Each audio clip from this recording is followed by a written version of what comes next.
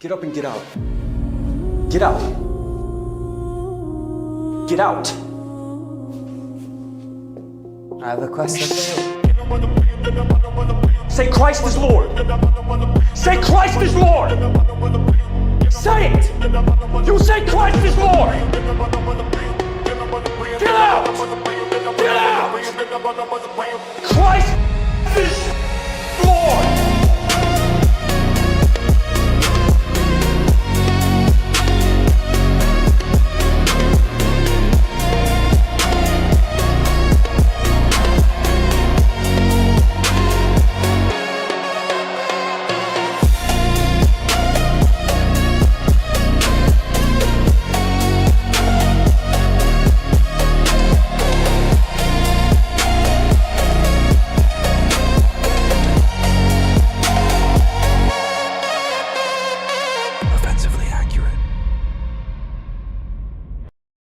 Welcome in to another episode of Offensively Accurate, hosted by yours truly. And I do apologize to everybody for being exceptionally late today. Late by, what is it, like an hour and 20 minutes. Making the video earlier today took a bit longer than I expected to, then had something with family come up last minute. Now I am entirely off my game. But I do appreciate you guys for being here. We are going to get into a lot. Nice to see you in here, Steve. Appreciate that. Splendid Sports Cards. Nice. Is that a different account, brother? Looks like a different one. We got Craig Butler in here. What is that, brother? First time commenter. Nice to see you in here. Josh. We got Josh Vandernoy in here. Yes, I am a groiper. Yes. Yes, indeed. Say it out loud. Think for the people in the back. Yeah, a lot's going on. There's a lot going on. And I would be remiss if I did not start today with the beautiful gift that was the Tucker Carlson and Nick Fuentes interview that we got, which was amazing. And there's some good and some bad. I would say largely just good. I would say the bad is pretty much on the pro-Zionist side, if you will, and all those who are just simply a part of that. But it was fantastic. I wasn't expecting that one in particular, although I knew it was kind of in the sphere, if you will. Especially because Alex Jones had commented or responded to a comment on X somewhere, basically confirming it, or that it was coming, something to that effect, that it's on the way. And I made this comment in the video I had made today. I was trying to look for which one of the, Nick's show tonight's going to be amazing. I was trying to look at which of the clips was doing the best, like which one was performing the best, right? Of all the clippers, what is the material, what clip is being pushed out there that has the most likes? And as I'm looking through, it's nothing about, their beef or anything similar to that. It's not about their moment of the feds.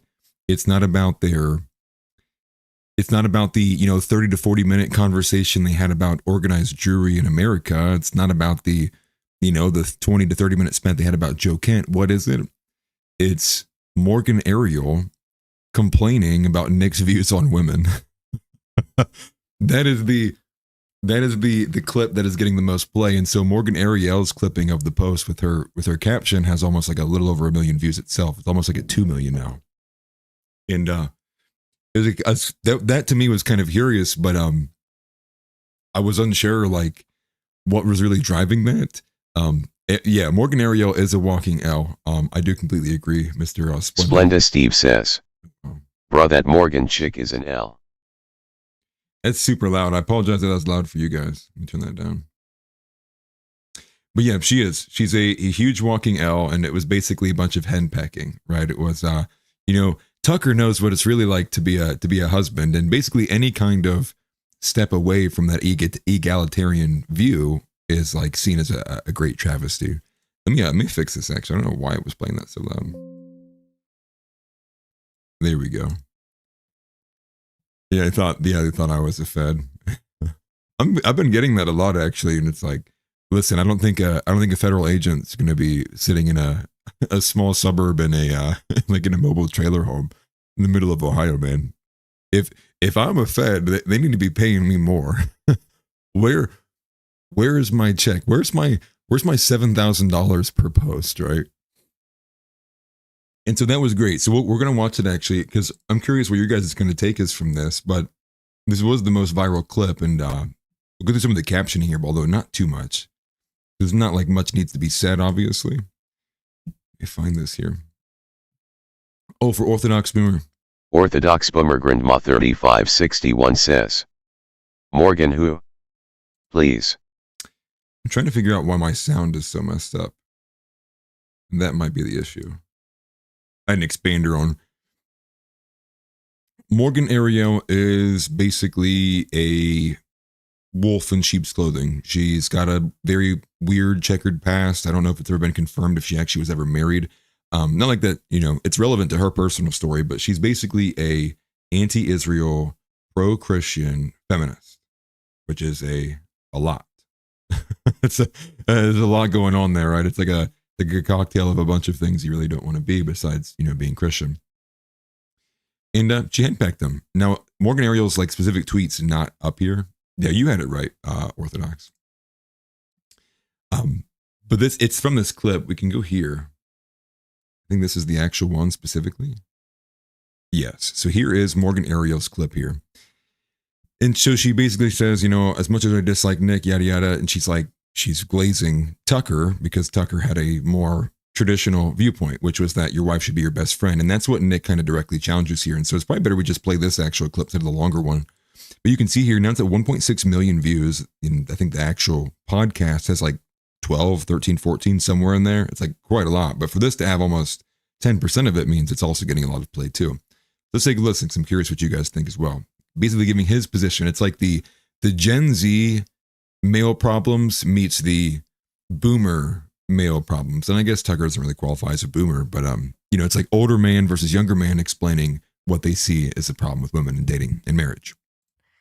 Andrew Tate's a Muslim polygamist who is very chauvinistic. And you could even argue it as someone who has ran an OnlyFans site himself, like is not an observer, let's say, of Christian sexual morality. No. But men are going with him because he's putting women in their place. He's talking about patriarchy and women's place in a society like that.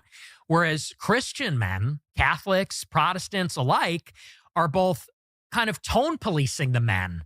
And they worship their wives. They worship the women, put them on a pedestal. And they kind of get bossed around. They get henpecked by the women. I think we're required to love our wives. Like that's, all over the New Testament. Husbands, love your wives. Wives, respect your husbands. That seems like a very natural balance to me. Yeah, and I think that you have to love your wife as your wife. Yeah. A lot of men... As opposed to what? Your mom? Well, no, like your buddy. So this was by far maybe the most succinct way I've probably ever heard that argument kind of worded, right? Which is to say, yeah, like, especially, a wife definitely isn't a best friend. Sure, there may be similar characteristics of what you would see between a best friend and a wife, but Nick nailed it out of the park. The issue that a lot of these guys have is the fact that they do put their wife on a pedestal. In fact, it goes so far as to say it would naturally invert the natural order of things. And I think he's spot on there, which is to say, I guess a visualization of what this should actually look like is kind of like the man is the armor. He's the exterior. He is the outside. He's the authority. And as it's described, right, with the Bible, that's the joining of one, right? This union between them. And the way I kind of visualize that is the woman is like the inside. She's the inside of the show. She's like the soul of it. And largely those work in tandem together. But the idea there, though, is like a wife has a clear kind of role assigned. Same with the husband. But the reality is when you take a look at most, conservative marriages nowadays, it's clearly not following that pattern, right? If you imagine even half of those pastors who probably, do this egalitarian, servant leadership stuff, calling their wife a helpmate, they'll get a side eye. And that just in there, that small microcosm is just like it's shown, like there's no respect there. Because if you truly respected your husband, you wouldn't take public opportunities to, put him in check, if you will. In fact, it should be the other way. But how often do you see that? how often do you see a husband putting his wife in check in public unless she's like overtly like drunk and he's like trying to like, get out of the bar or something. But Nick is right. And these are kind of two opposing view sets. And I definitely agree with Nick more. And again, Tucker's obviously the older boomer here. No. Because I hear this all the time, and I hate this. Guys will say, I married my best friend. And I think, she's your wife. She's not your best friend. Because there's a difference. What is the difference? I think that when you talk about your best friend, you're a peer. You're an equal. And I think your best friendships are with other men. And I think that your wife ultimately is subordinate to you. She's your helpmate. Yeah. And ultimately, as the man in the marriage and as the father, you have authority, the final say over the household. Well, and she can give advice. It's not to say I'm not a freak where you say, shut up, woman. I mean, of course, you discuss things with your wife and your wife gives input, but the authority rests with the man. Of course. But God set up this kind of amazing system where men are physically stronger. Mm-hmm. So like, of course, you could make your wife do whatever you wanted. You're bigger than she is. Right.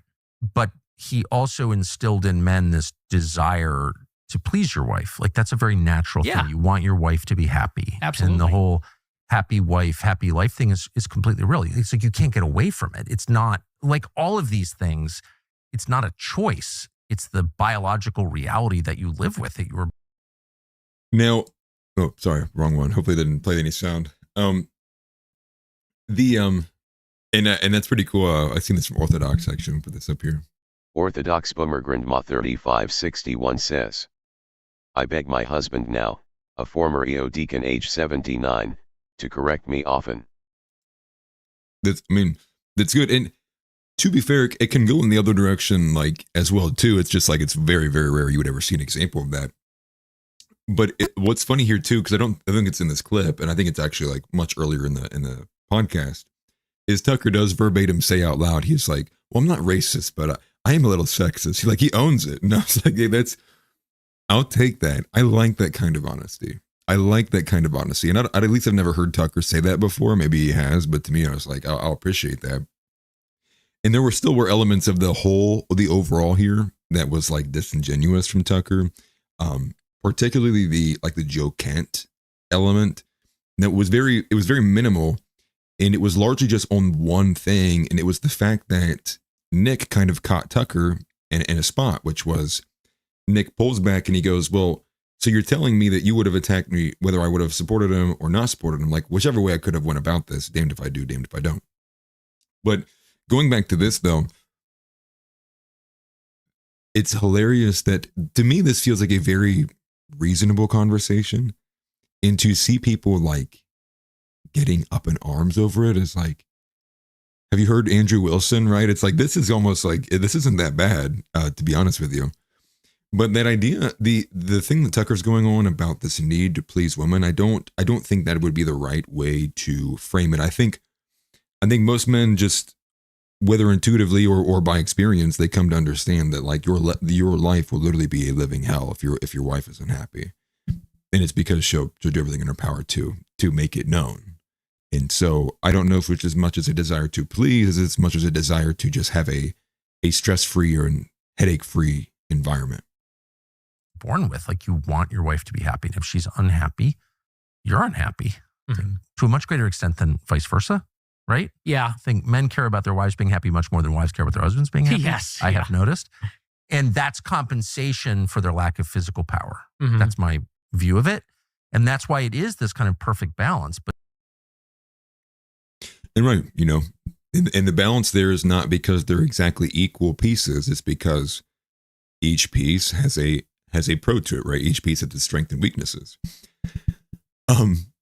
This is funny. I saw a lot of people didn't get this. Orthodox actually, I can explain. Grandma 3561 says, Nick's mention of Stalin, I need to understand that better.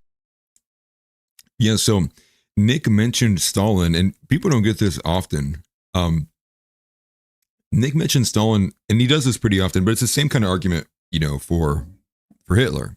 But similarly, more so with Stalin, right? The idea of I think the quote I've seen from him before was like, just base level impression of a dictator making a dictatorship inside of a dictatorship, right? So it's just more so kind of admiring the fact that, you know, whether it was good or bad, just great feats from men, right? And so I understand for a lot of people that bothers them, right? It's not like it's an endorsement of his morality. It's just to say like, oh, I like the guy, right?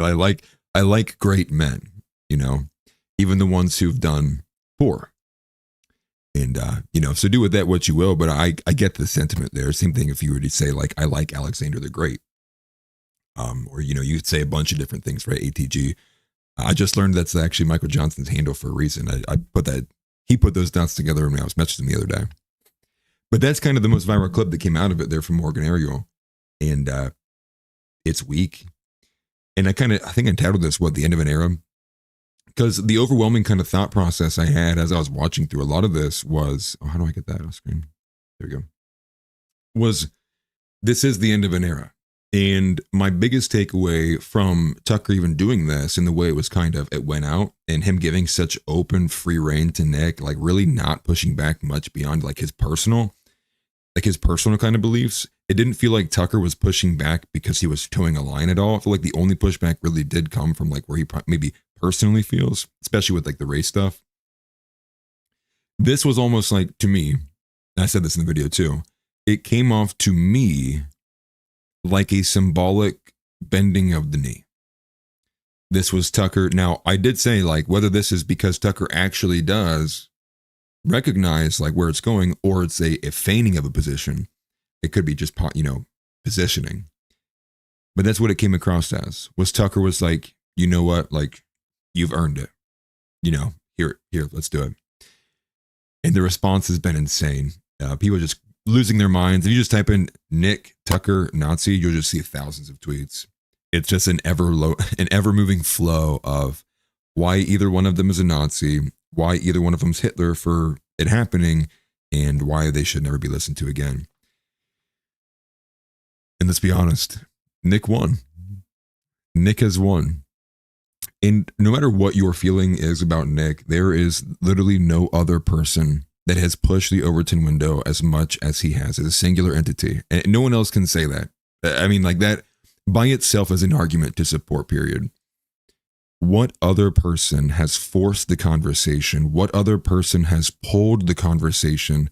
I mean, we are talking about somebody who has basically single-handedly pulled every other conservative Politico to his side. Andrew Wilson actually made a comment on Brandon Tatum had a post earlier today because Brandon Tatum's getting the 7K or whatever, and he's crying about it. Andrew Wilson ratios him on something that's like not even like a direct pushback, but he makes the point that it was very obvious, anyone who paid attention long enough, that Charlie was getting closer to where Nick was at than the other way around. And when you look at politics as a whole, that's clearly happening. Now, not to say that Nick is like the only actor that's doing it. There's other people for sure, but I think, you know, by far and away, he singularly is commanding a great amount of influence. And I think if you follow this to its natural end is, well, wouldn't you be gathering all this together for a purpose? And it does seem to be that way, right? Kind of cleaning up his act, gathering this influence, gathering, you know, the power levels, if you will. And maybe this is his attempt to, and I really do think it is, his attempt to push to the next level. Now, what is that step? Is it a more mainstream show? I can't imagine that. Like, I can't imagine him wanting to do anything different than what he already does with America First. So maybe this is a step in, he will get actionable, right? Maybe he will step into legitimate kind of, maybe an organization or something to that effect. Like, I don't know, and it's hard to even kind of gauge that.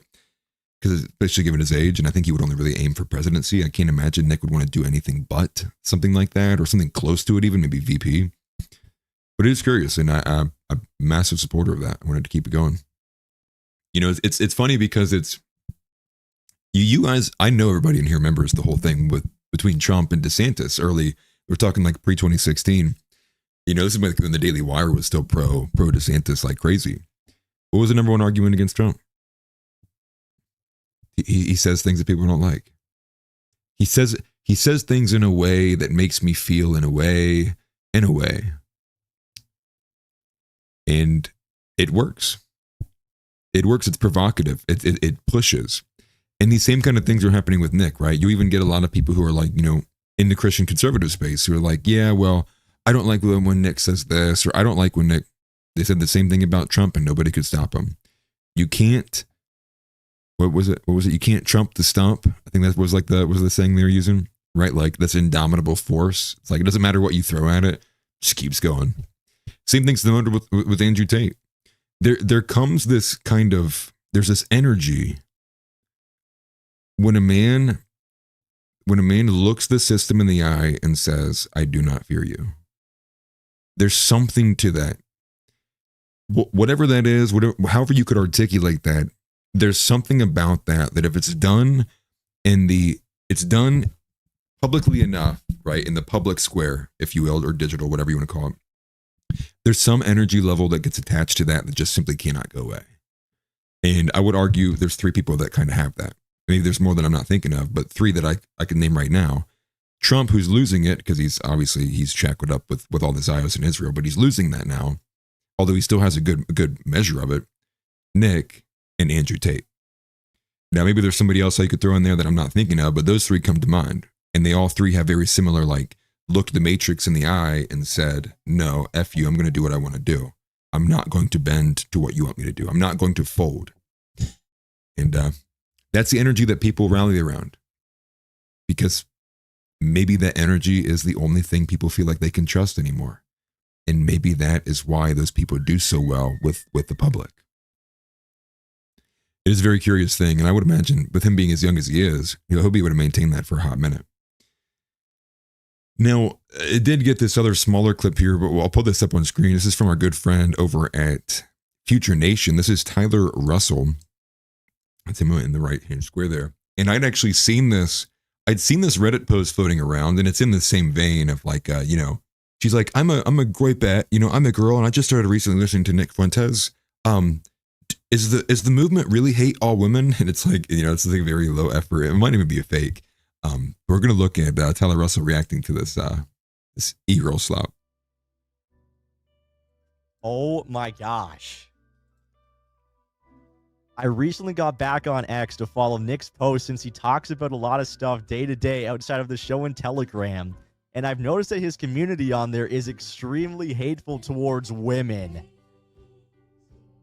And I'm a woman who has just started following his stuff, and I can understand that it's probably annoying to have a random influx of fangirls making edits, but I started watching him because I genuinely liked what he had to say. Someone on there made a post saying something along the lines of, the only purpose of females in the AF movement is sexual relief. I'm not a feminist in any sense, but I feel like this goes completely against the teachings of the Catholic Church and Bible that so many groypers claim as their faith. I will probably get hate from this post, but would you guys say that the general consensus of the AF movement is to completely hate women? Yes. Yes, it is. It is. That is the general consensus of the AF movement. Yes. Is to hate women. Because they're the worst. No e-girls. They're trash and they're bitchy and they're promiscuous. And they need to STF you. Great clip, man. I just found out about this account. It looks like it's Future Nation Clips channel. That's awesome. Yeah, but no e-girls. Oh my gosh. Never e-girls. Not even once. But that post is kind of a good example of why, like, it's just not even worth the hassle anyways. And again, it's like a semantic thing, right? It's like, me saying this about women, they perceive as hate. But let me take 45 minutes out of my day to break down. Yeah, not simping equals hate. Exactly. That's a great point. So let me take 45 minutes out of my day to unindoctrinate this Marxist feminist languaging of what you believe these definitions to be. And then let me explain to you what they should be. And then let me then have to convince you to then hold these instead of those. Like, you know what's easier? Never e-girls. Not even once. That's just easier to say. Get out. Right? It's just the easier thing to do. And why would you even want to bother doing it? Right? You just call it would just be drama and anger and mass reports, and it's just funner and easier to just make fun of them on the timeline. Because yes, not simming equals hate. The meme that is being born out of all of this is the fact that everybody has apparently text with Charlie Kirk they're ready to share on the timeline.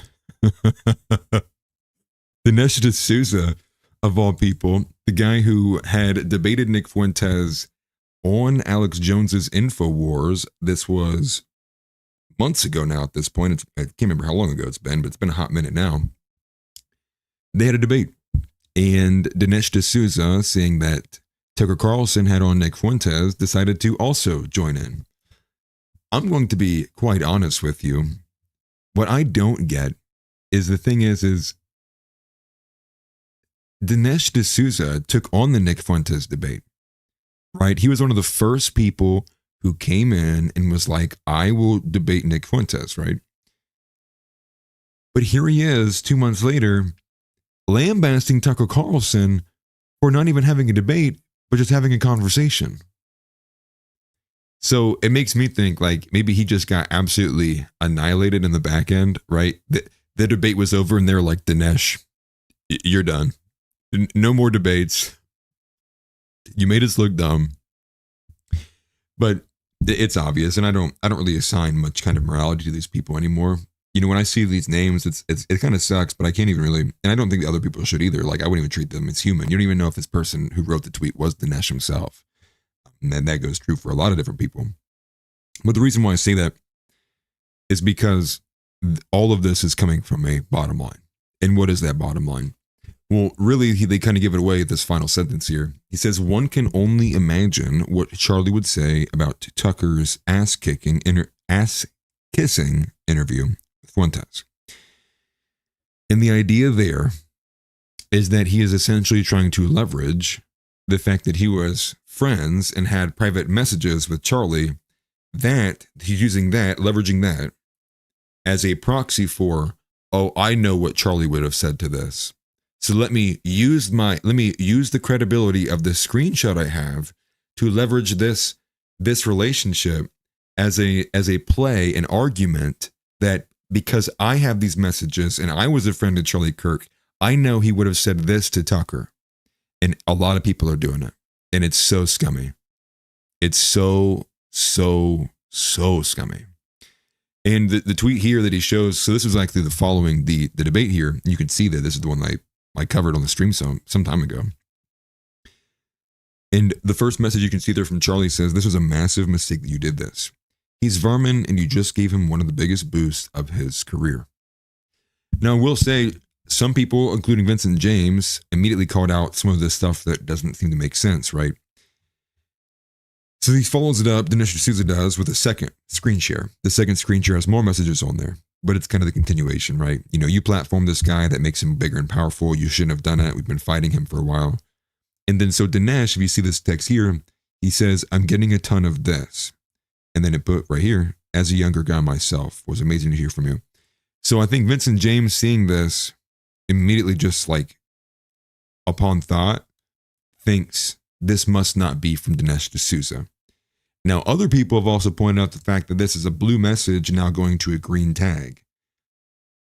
On top of that, I would say, for one, I mean, he's been passed away for a hot minute now. There is a good chance that like maybe his phone's disconnected. I know that's happened before. Dude, sometimes my phone does this randomly to people who I know have an iPhone. It's just because they have really bad service. So it's like, I'm a bit more willing to give the benefit of the doubt there, just because I personally have anecdotal evidence of like seeing this, you know, between messages myself. So just to give it a healthy grain of salt, I would probably imagine these are more real than fake. I just can't imagine Dinesh being someone to not only post, I can't imagine Dinesh would be the kind of person to post fake emotional messages. I know he'd be the kind of person to post real emotional messages to kind of weaselly use them, but I don't think he would go so far as to actually completely fabricate them like that. And so just to throw it out there, because I think that girl Casey was also making that argument. I don't think it can stand on its own. But the point being here is like he's just, a lot of people are doing it. Now Dinesh getting a lot of the flack here lately And I had said this in the thing. I don't know if it's because I have a bad, what's the word? I don't know if it was a bad, just because Candace Owens keeps doing it, right? She's basically drip feeding out all of this information that, who knows how long she's had a lot of this stuff. Maybe because of that, I'm even more so like disgusted that Dinesh would do it. The thing is I just think this makes Charlie look worse. I think this shows, I think those text messages prove what everyone had been saying for a long time, that everybody would always kind of push away. And that is the fact that Charlie Kirk made it an effort to not debate Nick. He made it an effort so that other people around Charlie Kirk, including TPUSA, would not give Nick the time of day. That he was clear, that he knew that there was no way they could logically actually beat the arguments, and so by platforming him, the only thing that they could do was just to ignore him. And so it was Charlie obviously irritated with Dinesh not ignoring Nick. And it is creepy. I mean, the overwhelming aspect of it is it's very creepy. I have this from House here. Uncle Housey Leotardo says, Dinesh was woke before woke was a thing. Crying racism back in the 90s to get Sam Francis fired. Interesting. I didn't know that. I mean, I can imagine it though.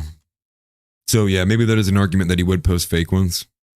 True. And Vincent James is underrated. I'm actually surprised I caught that video from him. I feel like I've not seen him do much lately at all. Yeah, the worst thing he said was Vermin. Yeah, he's Vermin. He just gave him one of the biggest boosts of his career. And then let me go to this one. Let me put this on the screen so you guys see the second one. He says, you have no idea the damage you did by talking to him and even complimenting him. You are making even bigger. We've been fighting this guy for 6 years, and you are the first mainstream voice to debate and give him a compliment. So think about that. So they've been fighting him for 6 years, but Dinesh is the first? So you mean to tell me for 6 straight years they were able to maintain a blacklist of this kid? And just like he said in the story, right, when he took over on Tucker Carlson, they're doing this to an 18-year-old. And what's funny is he has a similar moment where they're talking about how Ben Shapiro's kind of quote tweeting him like multiple times, and he's got like a few hundred followers. And it reminded me of the time when I got quote tweeted by Mike Cernovich, and he knew that I had recently changed my logo from Offensively Accurate, and I'm like, I'm averaging like maybe less than 20 live viewers at this point. And so like that made me think, that was odd. I actually quit engaging with Cernovich after that, because that was kind of my sign of like, knock, knock. Hey, we know where you live. Because I was just freaked out about that. I think the only other interaction I've had with Cernovich since then was reposting his article about giving sexual pleasure to a trans individual that he's tried to bury his entire life, that I will not allow. I have it saved in 3 different places. Like anytime I see Cernovich, I'm so tempted to just post that article and be like, dude, this is forever a career damer. And yeah, the red elephants, back before they got annihilated or eliminated off of YouTube, then they're not going to be allowed back either. And we do have a story about the backlash, actually, where we're going to cover that a little bit. The next thing I would go to is the fact that the spirit of Germany is rising. This tweet was crazy. So I saw the original one, but this one is more indicative of the idea I'm trying to get across here. So not that you need to know what this rabbit is at all, right? This rabbit is just pointing at a clock.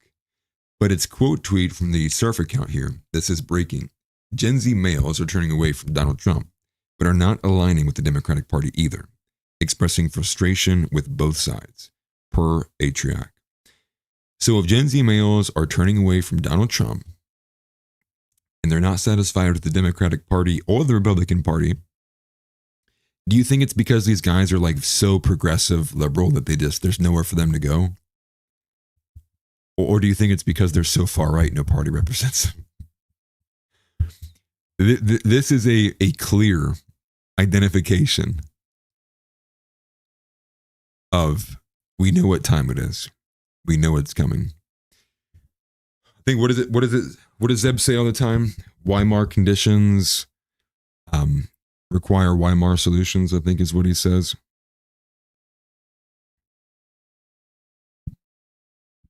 I mean, we could have done this reasonably. We could have had conversations.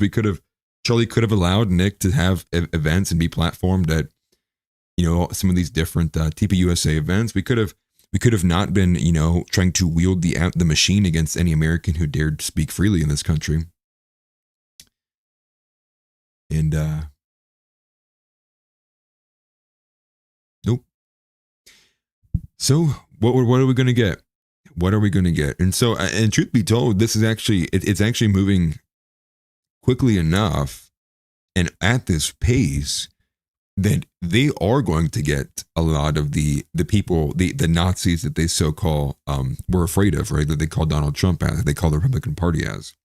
And it's not like we want them either. It's like I'm as right wing as it gets, as far as I see as right, morally and correct. I feel like I said that wrong. But anyways, right, Christian nationalist, and now goes take it so far as Christianity, right? But you probably are going to get a lot of handsome truth types. You probably are going to get a lot of Paul Miller types. You're probably going to get a lot of individuals that will make a lot of people go, wait, maybe we did go a little bit too far. And that is to say, because of the nature of which this has been handled by basically blacklisting and wiping us all off the face of the earth while pretending that they are, the morally and courageous and whatnot. You have given birth to a generation of full-blown right-wingers. Then, and truth be told, they're probably not even going to be connected to Christianity. A lot of them will be, but also a lot of them won't be. A lot of them may be a part of like what is that called? Like the blood tribe? I see random videos and that stuff all the time. We could have done it cordially. You could have let us sit at the table. We could have had conversations like what you're letting happen now, and only because you are being absolutely forced to. The guy says, is this dude even reading chat? Yes, I'm reading chat. What kind of question is that? I have no idea. Anyways, though. And so that's that's the way it's moving. It's but at the same time, you still have to worry about the fact of the trap slamming shut, the embedded elements of what's inside a lot of these institutions. And then people say this, right? Nick is too much of a normie. Like I'm not anybody who wants to come in here and do like this stupid LARPing of like, they want to eliminate people and all that. Like I'm a Christian nationalist. If you can't say you love everybody, this stream's not for you. I'll tell you that right now. If you can't say you love all people, if you can't say you walk the walk and you try your best every single day to be just as Jesus Christ was, this isn't for you. It's not for you, and I'm not going to be friendly about it either. You start pushing these kind of just inbred schizo, like you'd have to dive deep into the devil's ass crack cave in southern Mississippi to find. Get out. Absolutely get out. But from there, though, that's the way it's moving. And so I saw some of these other debates that kind of started popping up. And so you have Steven Crowder and Dave Smith had a debate, which obviously is getting completely overshadowed by the Nick and Tucker one. And so I have a couple of clips here. And so I figured I'd be fair. I'm sharing one from Steven Crowder, and then I'll share one posted by Dave. So we have one from each, right? That was being posted. So this is the one from Steven Crowder. And so it's largely over Donald Trump. They're debating over the war portions. I would say this is like, what's the word? I would say this is like Steven Crowder's like coming out moment, not like he's gay, but Steven Crowder's made it very abundantly clear over the last like week or 2 weeks that he's being paid by somebody. He got brought into the payroll somewhere. Like, I don't know if it's much of a change of, what's the word? Like rhetoric, so much as it is maybe he's just being more outspoken about things he wasn't previously. But here it is. This is kind of debating a bit about the handling of wars of Donald Trump. And you'll also see it's similar topic, geopolitical, in this next one from Dave too. Here's the first one. Calling for impeachment, and buried beneath the prison when this man has ended more wars than any other president, at least that I can recall. Pretty close. He's ended many wars. The only one that he hasn't ended is Ukraine.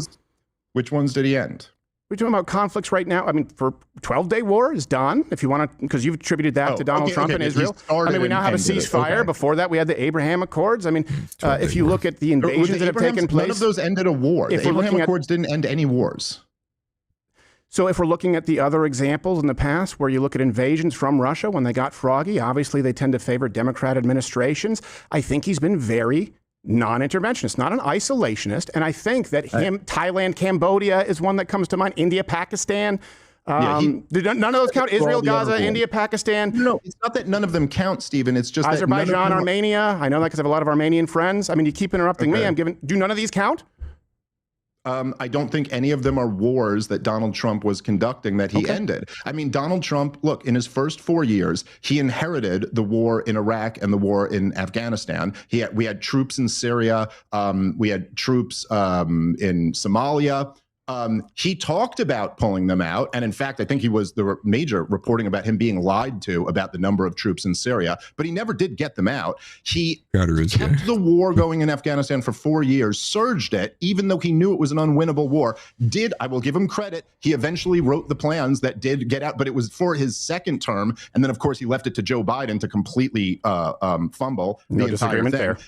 He kept the war in the Saudi invasion of Yemen going his entire first 4 years. He just broke records for the most strikes on Somalia in any year. We've been bombing them since 2002, I think. I mean, so I don't know. And he's backed Israel his entire time in their destruction of Gaza, and he's failed to stop the war in Ukraine. So, like, again, his rhetoric is certainly better. And there are a few things I could look to that I would point to, go, hey, he did a really good job there.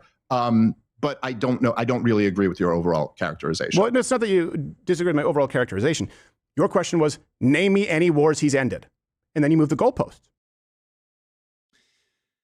Interesting. Okay. It seems like that was a bit of a semantic. I get where Dave is coming from here. I feel like Stephen's pushback's a bit semantic, and he's trying to get gotcha points. I wouldn't characterize ending the 12-day war as ending a war either. You know, like, it's about to kick up again, right? We have to have 200 guys from CENTCOM. We have to have U.S. boots on the ground to ensure they don't keep going. And I think even an update, I think they started bombing Gaza, I believe, last night. Somebody fact check me on that. I think they started bombing up again. So, like, no. And, to go further and give more defense to Dave Smith, I would also say that, yeah, like any kind of war that's ended between world power nations, I don't really find to be, I guess, relevant. Would you consider that like ending a war? Right. I think it would more so be if like America was heavily involved into it. It would be the characterization, not ones where like we weren't involved and we showed up with a letter and said, listen or else. But curious, let's go to the next one. The next one here is from, looks like he's arguing with Gerald in this one. I think that's the guy's name. Yeah, missile lobbing is basically what they're doing. But this is, yes, with, I think that's Gerald. Right? Crowder CEO? Yes, Gerald Morgan Jr. I always forget his name, and I feel bad because I actually kind of like this guy more than I like Crowder. But here it is. The claims of genocide, take that as you will, right? One way or the other. In my mind, the label almost doesn't matter. There are kids dying. Period. Right? Yeah. It does matter to some degree. But you understand what I'm saying. The label doesn't matter as much. There's kids dying.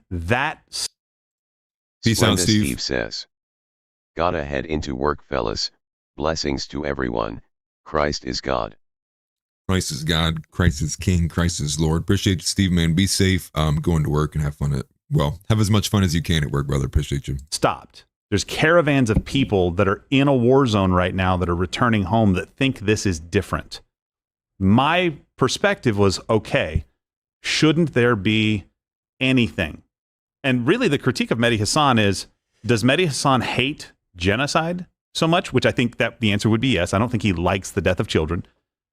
But what is preventing him from just saying, I hope this holds? Credit to Donald Trump. That's what it is. Credit to Donald Trump. In Mehdi Hasan's instance, which is different from Dave's. Yeah. I get your point on that. And I think that, there's no question that, let's say there's been a lot of critiques of American imperialism from the left. And there's been a lot of critiques of it from the right. Yeah. And I'm much more, I'm much more in the Ron Paul, Pat Buchanan camp. And I think that for me personally, look, this is the truth, right? What motivates me, even though I hate the kids dying anywhere, is like horrible, sure, of you know? course. But we all feel that way, right? But honestly, that's not even the number one thing. There are kids dying all over the world. It's more that like I'm being forced to fund this is like a moral stain on our country. But more than any of that, what I really care about is that like, and I think there's something interesting here because, you know, you get into this debate of like a propositional nation versus like a kind of, you know, like actual people. And, you know, people say, oh, the reason like Jewish Americans support Israel is kind of like for this blood and soil reason now, which I know they wouldn't like that term, but that's kind of it. They're going to complain about it no matter what. Yeah. Which I would say Nick did a great job conveying that idea across without maybe stepping on too many toes or coming off like maybe too abrasive. He conveyed it greatly with Tucker, right? Like outlining the fact of, you know, because of this exodus, right? Linking the actual origin story, right? Of this, what brought about this nomadic people, this stateless people, if you will, and kind of, you know, connecting the dots there to then this recent nation state being essentially formed in recent history. It's like not even 100 years old now, that of course they would have this overt connection to it. And it's obvious. No one can argue with that. Like for me, when I'm out of the country, and I've been out of the country before, and I'm sure many people feel this like this, you have a natural affinity for your home. You could be in a neighbor's house that is objectively a better home than yours, right? Not to like shame anybody, but like say they're just richer than you. You will still get that feeling that what you want to do is go home because you have a natural affinity for your home, like your homeland. It's just natural, right? And no, not. I have no affinity towards Canada. Crowder would, and that kind of undermines it, right? That undermines the idea of America. And so take that even if you extrapolate that even to everybody else, and then now look at immigration. Now look how the money flows outside of the nation when people get here. Look at the way they refuse to put down their flags for the American flag. I mean, it's like no one can argue with that. And so when they put up these positions, anyone opposing that, it's like, you know, racist or anti-Semitic. It's like, I'm sorry, no. Like everyone, like it's a very commonsensical thing to understand. Like, you know, of course. We see this here. Organize. Let me do this. I forget. Orthodox Boomer Grandma 3561 says. Organized international Jewish cooperation among themselves. Correct. Right.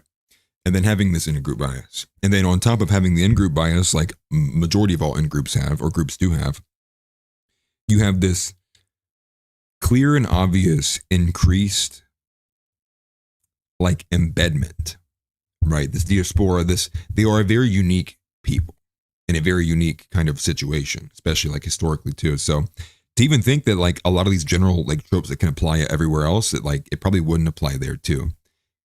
Because what other nomadic people do we have that we could be able to kind of compare similarities to? It's kind of a hard one to do with very little metrics, and that's what you need to convince the elites and people in the higher ups in the education fields, educators, with not having much there to go off of. In terms of comparisons like that, you can break down to give to people without going through the whole history of the Old Test and the New Test, and you know, a lot of people they just don't vibe with that. Come on. But to me, it's almost the blood and soil argument is why I'm not on Team Israel. Because like I have real children and those children live in the United States of America. And what I care about, the only thing I care about is that they have a country, like that they have as good a life as possible. And these wars tremendously degrade our country. And so to your point with like kind of knowing the background of it, look, man, if you just kind of know about like what the neoconservatives really are, what the plan was with their whole clean break strategy, what we embarked in after 9/11, overthrowing Iran has always been the culmination. They've all said this in their own words, that like this is the goal. And so it seemed very clear to me with this war, which again, I give Donald Trump credit for pulling out of, but Israel, the day after we dropped the bunker buster on the nuclear sites, they just started bombing regime targets. When Trump asked them to stop, they were looking for a regime change and they were trying to lure us into a regime change war. And so like, forgive me if I see a foreign government who's completely dependent on us.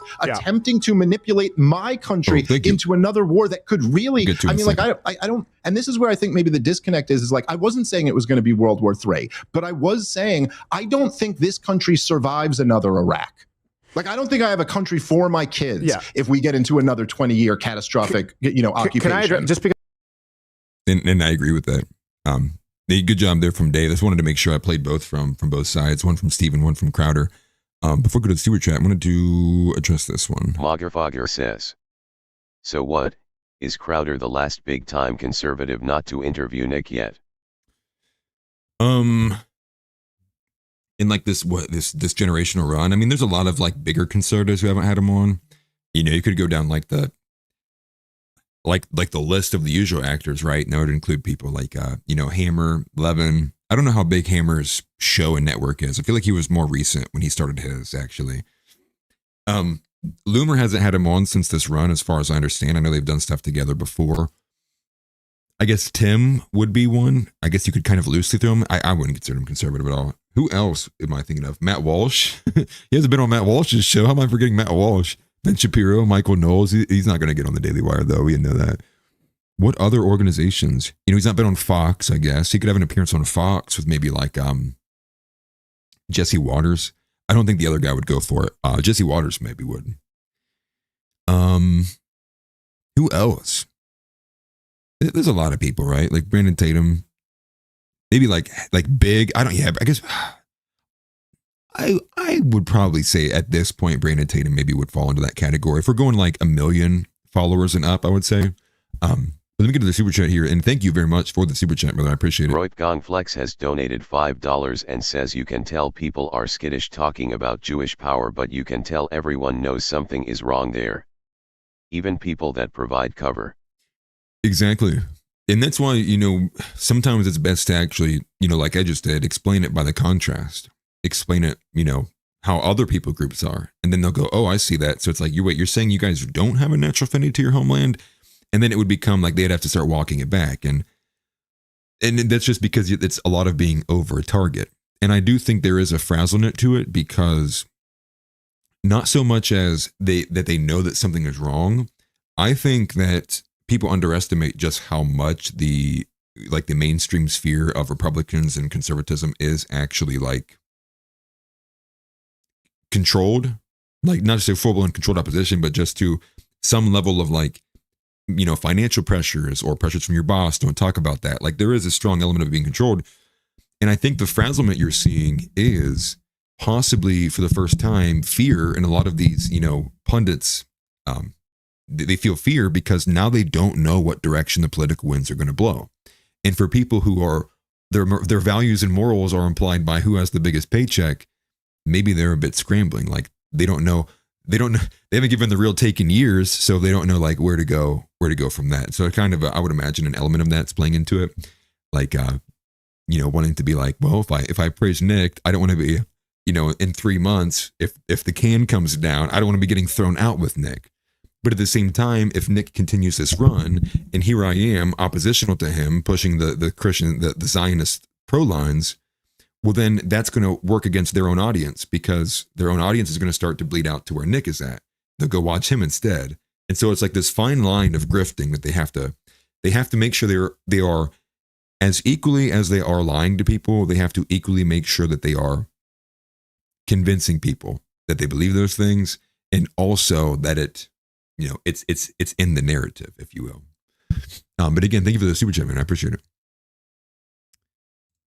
Uncle Housey Leotardo says, we fought them over there so we could quadruple the Muslim population here. Yeah, the refugee stuff. And that's another thing that I'm concerned about with the Venezuela stuff. I think I'd seen somewhere, I'd have to be fact-checked. Someone can fact-check me if they want to. I'm pretty sure I saw the last time that we basically brought the country to its knees with a similar pressure campaign, although that one was unsuccessful because, again, Maduro's regime is like airtight. Like they don't fear the United States government. They fear Maduro. Like, hey, we ain't turning on our boy. I believe I saw something, this figure was like 8 million, supposedly over a period of time, and I think it was about like 4 or 5 years, like 8 million Venezuelans came, like tried crossing and coming to America. And so I can only imagine, like, adding another additional 8 million and what that follow-up may be from the refugees, if the United States is forced to do, efforts on the ground and putting boots on the ground. I would expect that they wouldn't, but history would tell you that this regime is very hard to get into. So who knows like how much the United States may have to actually get physically involved. And I think the hope right now is just like one of their top brass takes up the 50 million bounty and just does it. So the U.S. doesn't have to worry about it. Scary idea where that's going to go. Orthodox Boomer says Tim is low tier. Orthodox Boomer Grandma 3561 says Tim is low tier intellectually imho. Yes, he is. That'd be like one of the one shows I think if I got an invite to, I'd probably turn it down. I will only accept this invite if Phil will box me on TV. That's the only way I'm going on. Oh, forgive me. And I feel like I lost track of a couple of those, but yes, you're very correct. On to the next one, though. Here's another story. Probably won't get covered as much, but this is David Riley getting the cops called on him. So for those who aren't as familiar with who this is, maybe as much as like somebody like myself, well, not like I'm smarter than everybody or anybody at all, but I like the backlash. I listen to them a lot, especially when I was, doing Uber eating and stuff. When there was no Nick or America First, I needed a good second to go to. And if Vincent James hadn't have any streams, I would go to the Backlash. And so the Backlash is David Riley. I always forget Rebecca's last name, but it's David Riley, Rebecca, Blonde's Tweets. She has like a couple different acronyms she goes by. Vincent James, although he's like on a hiatus right now, and they have a rotation of a few other people that are in there. And then Cameron McGregor is also one of them too. I think I said that right. And they do great work. And so I would always recommend people checking out the Backlash, especially if like I'm late or anything. Definitely go check them out. They're pretty good. But I saw this video and it was posted by, I believe, not David Riley. It was posted by Casey Whalen. And so this tweet is like a 4-minute video. And as I was reading through this, it seems like the cops were called on them because they were simply meeting there. So I'll read through this a little bit, trying to get an idea of what actually happened in this video. So supposedly there was Stephanie Fetzer, an independent voter who allegedly created a fake event at Prairie Pavilion, while others distributed flyers to nearby food trucks warning that a podcast, quote, which risks inciting harm by normalizing anti-Semitism, anti-American sentiment, and attacks on marginalized groups, was planning a community meetup, bringing their own pizza and beer. So... And that's just sad if people are going to this length and the cops have to deal with it and they show up. Like the cops should just say, ma'am, if the crime hasn't been committed, you cannot be calling 911. Like there's nothing to be going on, but they can't. They got to listen to these Karens because the Karens will just call back. So here's this video. Here is this encounter for Americans daring to have an opinion. The Zionists have already, the cops are here now. Look at this. They called the cops? What happened? Nothing. Here and nothing. Hi. Yeah.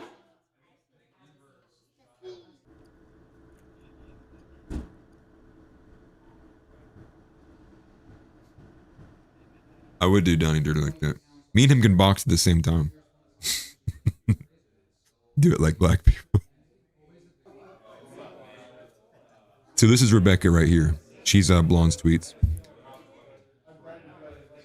This, unfortunately, seems to be the guy on the scene. Good, how are you?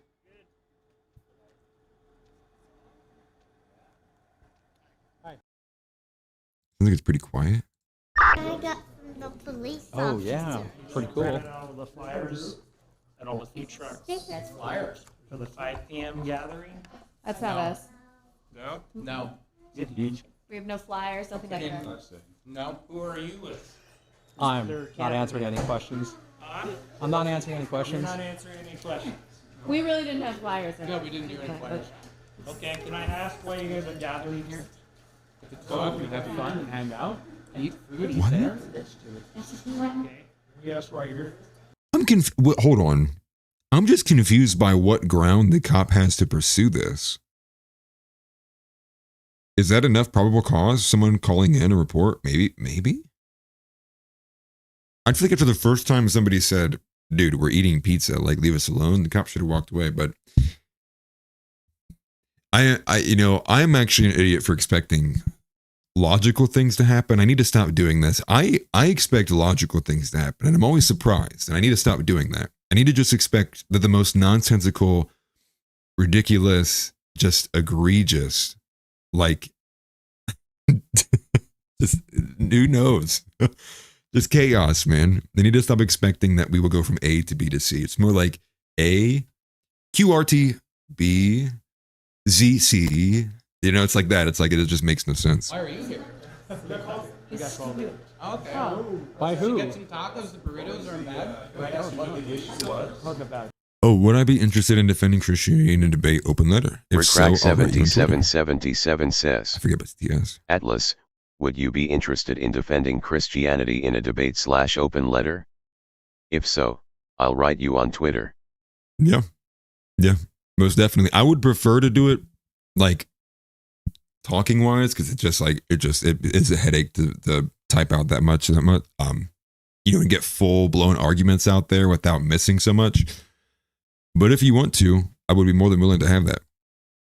I would just prefer to do it on video. You don't have to show your face if you don't want to, but I prefer to just do it like talking instead of via text. So put a pin in that, and then make sure you follow me on X too, DM me or something, so I remember that. Good job, Willie. What a loser. Well, it's private property, and the manager. Wait, who's the Asian? What? Why? That's where we're at. Because it's private property, and they want you to leave. Yeah. Everyone. All right, let's go. For what? They don't need a reason. We're just It's their property. let's go. So we come here, we all order food and are eating and So I'm just the messenger, sir. Okay? That's where we're at. unbelievable. Well, where do you guys want to go? Yeah, let's go somewhere. Yes. That's an option. How? When you see this and you see the body cam footages and stuff like that, like, how could anybody want to be a cop? You know, and this is another side point that I thought this was the best argument from Arval when they were talking about the March of the Institutions, which is, the idea being, right, you'd have to kind of hide your belief, right, hide your power levels, right, which is basically like just say the lines so you can get further along into the system. Well, Arval was also saying like that would then imply like you would have to like put your name on certain documents or allow policies through that you otherwise would vote against, purely for the idea of getting, further, like the end game. And what would come along with that would be things like this, not to say personally like a cop here, but things that would be morally repugnant to you that you are then doing. It's the same kind of argument that I have all the time against like police officers and the Border Patrol people and all the guys who are just doing their job. I was just following orders. I couldn't do it. And I don't know how anybody can see any of these videos and ever like want to be a cop from there, because you're only ever put in the worst positions possible, and then everyone hates you for it. And then I would imagine that in turn probably makes you hate everybody else. So it's not a good dynamic whatsoever. There we go. Back to the video. I'll talk about your first. All right, have a good night. So you guys can just kick out patrons? Well, they Again, can we're just they the can messenger, trespass. Okay? The owner of the property wants you guys all to leave. Did they say why? Would you mind clarifying for us? They don't need a The reason. owner of the property is? No. Yeah, I was going to say, I didn't know if he'd said that, but that makes sense if the restaurant owner's now saying it too. Tix Bomber says. He said everyone. Everyone doesn't matter, period. Owner/manager on duty does. I didn't see anyone say they wanted them trespassed that worked there. Yeah. Yeah, so who knows? Maybe we're just taking the comp's word for it. It doesn't take much to pressure a business owner like that, too, like, especially if it's a small place as well. And then they see, like, maybe this police presence is keeping everyone else from coming in the door. Then maybe they'd kick you out at that point. Like, then the business owner's like, I did care about the First Amendment, but then it threatened my bottom line. Get out. That's American values, man. We know that you're not going to like this. You're good, dude. I didn't know it was coming either. I want everyone to leave. It's that simple. You guys all need to leave. So you're gonna I'm gonna hear you. So we have this little thing. So hold on. It's a little different. The main reason is that you were promoting pizza and beer. There's no alcohol allowed in the pavilion. There's no beer. There's no pizza. Okay, I'm not going to argue. You all need to leave. So that's for us to address. Very simple. Wait, so the argument is that the main reason he's saying they're being forced to move is because that pavilion doesn't allow alcohol. But the reason he's saying that is because this flyer said they would have pizza and alcohol. They have denied that the flyer was even a real thing. No one has a flyer. The cop doesn't even have a flyer in his hand. And there's no beer present. Like that's why the cops just default to it doesn't matter. I don't need a reason because there is no reason. They'd have nothing to say. They would just be made to look like a fool. They would have to reconcile with the fact that they're being made to simply do and follow orders. And this is part of the issue. The part of the issue of this is there needs to be a way that a cop on the scene can make reasonable decisions of leadership to better assess situations. But again, it's so atomized, he just has to get a call from the guy who's not on scene to give him orders about what to do to the guy who is on scene. It is, we are broken in more ways than one, and it's insane how badly, a lot of this stuff is destroyed. These systems are so broken, they need reworked and redone, and I think on the other side of that, they get qualified immunity. They can basically just kill people with a free license, and then they'll get transferred over to Santa Fe County when they commit a crime over in the one that they were originally in. Sad stuff, man. We'll see you, man. All right, I love you. Yeah, we'll see you. Yeah. All right. All right.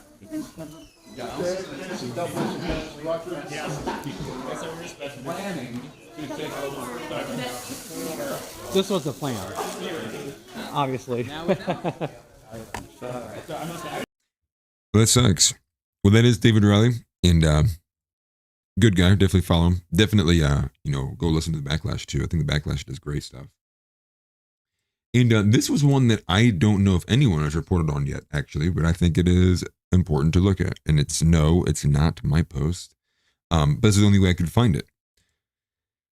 So I had read through this little exchange here. This is going to be we're going to take a little bit of a segue away from that David Riley video. I had followed up a little bit on this Aiden Zitter guy. And the only reason I even know of him or have been seeing a lot more of him is because he was posting a bunch about his friend. And the reason why was because his friend happened to be one of these people that was getting caught up in the Young Republican group chat leak. And so he was posting a lot more about it, a lot more insight into it. So he posts this tweet. It's a long wall of text. You don't have to read it at all. But he says he's quote tweeting this. But I want to point out here, as you can see, you've seen multiple times now, the visibility is limited. This post cannot be engaged with. I can't share it.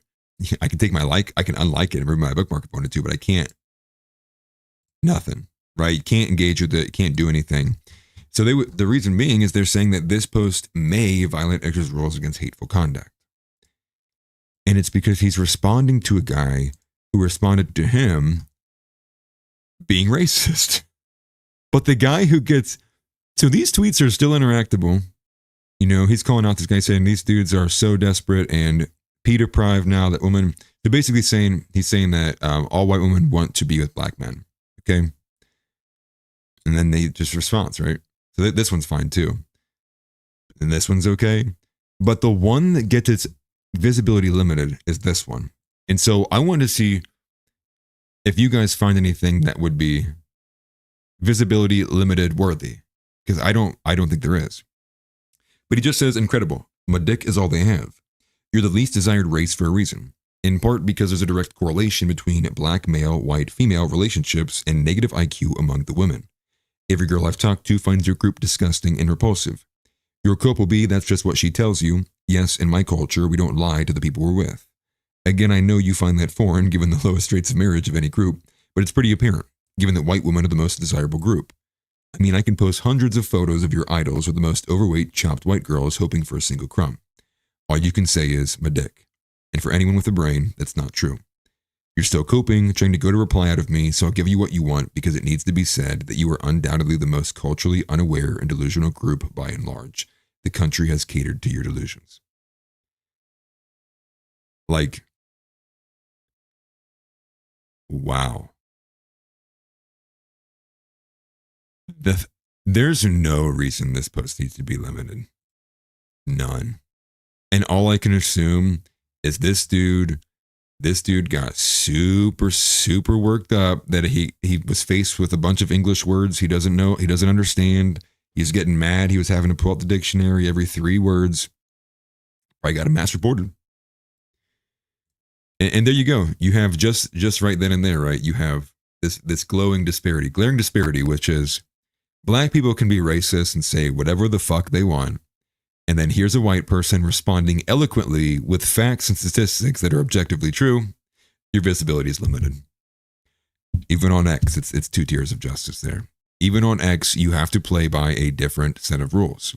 You have to be not only just a better man, but be above and beyond the better man. You have to be able to word things and be able to outline things in such a specific way, or use shorthand, or use, acronyms and different kind of ways, coded language, if you will. And even then, they'll still get you. That's crazy. That Elon Musk needs to right that wrong. That post needs it. Either all of those posts need to be pulled, or they all need to be interactable. And like, dude, the amount of posts I've seen on X of black people with this EBT stuff talking about how they're going to harm white people, those are just flowing all over. They're all over. And it's like, I don't even have a problem with it. I would like to see that stuff. I don't want stuff to be taken down. But what we can't have happening is everyone allowed to say their piece, but white men can't. It's just like, you just can't do it. Like you are making the problem worse. You're making that people more angry, more hateful.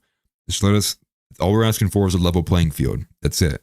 And the reason why they won't give it to us is because they know we would dominate a level playing field. Yeah, that crazy Haitian lady. Yeah, she straight up was saying she's going to cannibalize white people, dude. That thing was crazy. I think that was the first one that Matt Walsh reacted to. So be it, man. So be it, man. Like, and that brings me to the story I really wanted to actually cover. And it's a bit personable, but from the Columbus Dispatch, and I don't even need to look at the article, I have it memorized, but you can look it up if you want to. It's from the Columbus Dispatch. You can look up Dollar General store closing or boarding up. Dollar General boarding up. The Dollar Generals, or there's one specific one in Columbus, started boarding up its windows today. The SNAP benefits aren't supposed to go. The benefits aren't supposed to drop until November 3rd, or go into effect on November 3rd. So today, which is the 28th, I believe, like 5 days in advance, or maybe even more than that, 6 days in advance, almost a week ahead, they are boarding up their windows. Now get this. The city, within 4 hours, the city made them pull all the boards down. Now the article, as you read into it, basically just says the pressures from the city. What are we doing? The Dollar General's right. Like, that's what they should be doing. You should protect yourself. They're saying it out loud online. And in Franklin County specifically, there's about 180,000 people set to not have their SNAP benefits. That is 180,000 potential lurkers, robbers, thieves. Just like that. Dollar General was right in boarding them up. And it's a shame that they pulled it all back down. Like, that's aggressive. And that's one thing that I truly do fear is like, I don't think anybody's ready for what may happen on November 3rd. I saw a post from 9mm SMG. Although I have some issues with him. He generally has some good posts.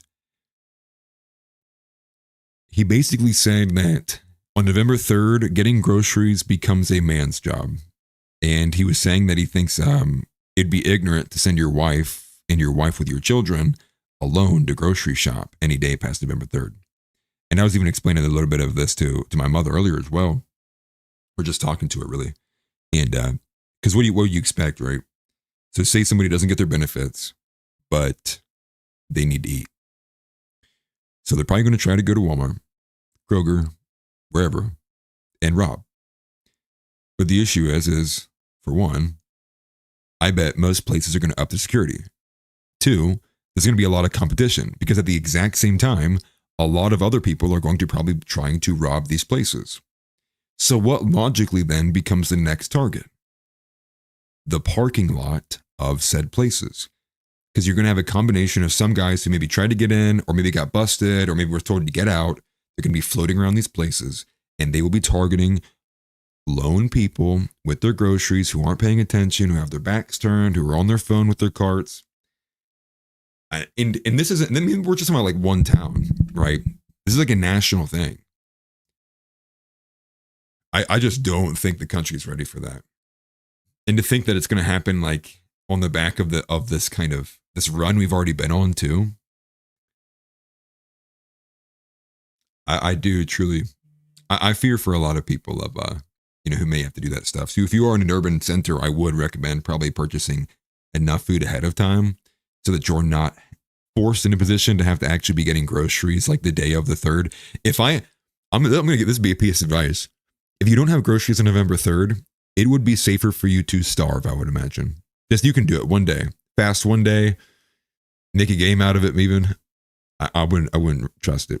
Not especially if you live anywhere near Columbus, don't even be here on November 3rd. Don't even be anywhere close to the city. It's already bad enough when people do have food stamps. I can't imagine what third world country Columbus becomes when you take away all of the welfare state.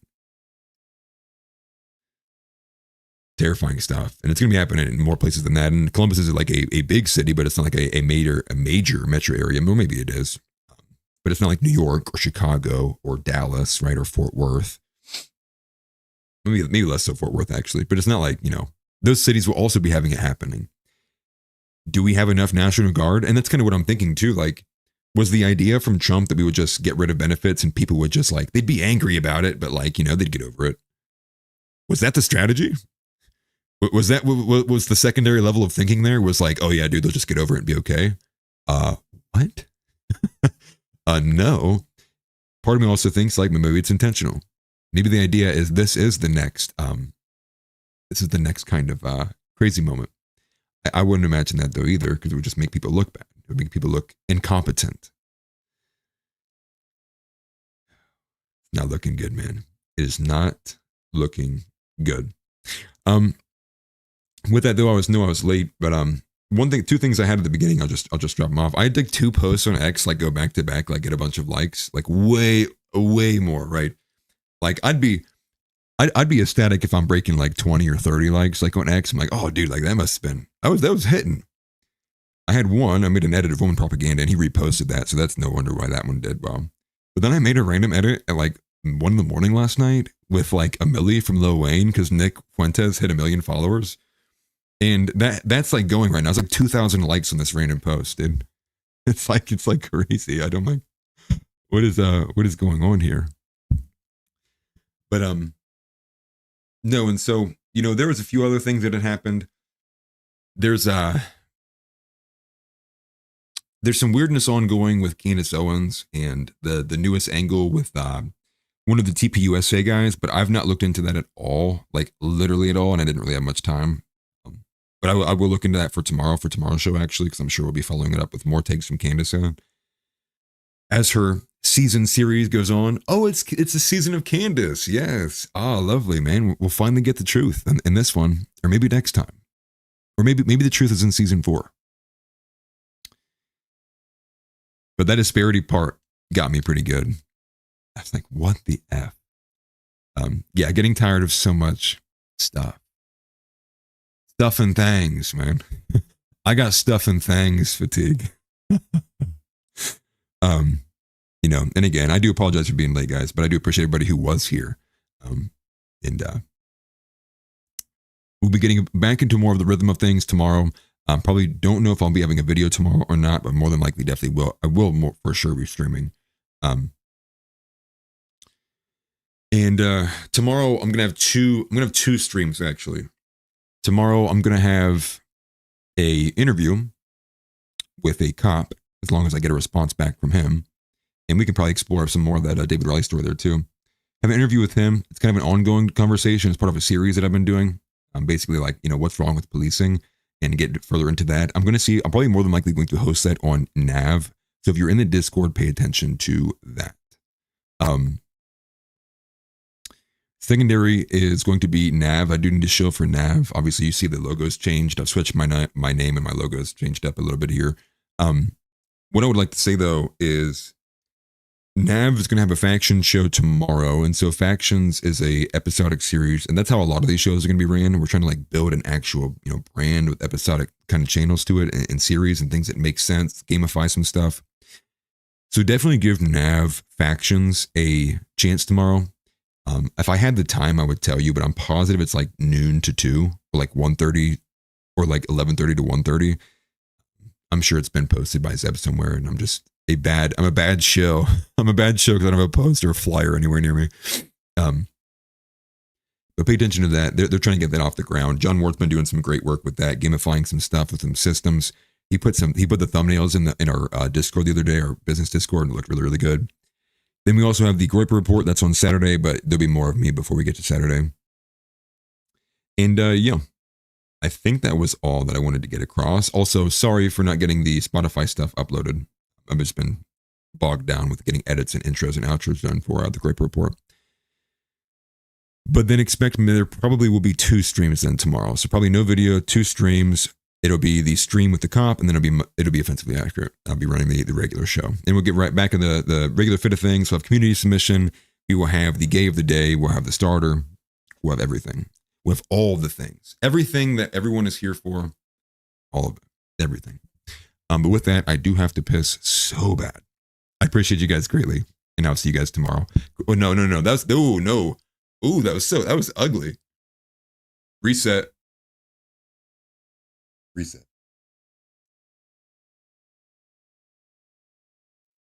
Christ is King. Say it. Say it. Christ is King. As always, Christ is Lord. Jesus Christ is God. Support Kash Patel, ban Pam Bondi, and every other woman on this earth from public life. And with that, I will see you guys tomorrow. Peace out. Get up and get out. Get out. Get out. I have a question for you. Say Christ is Lord. Say Christ is Lord. Say it. You say Christ is Lord.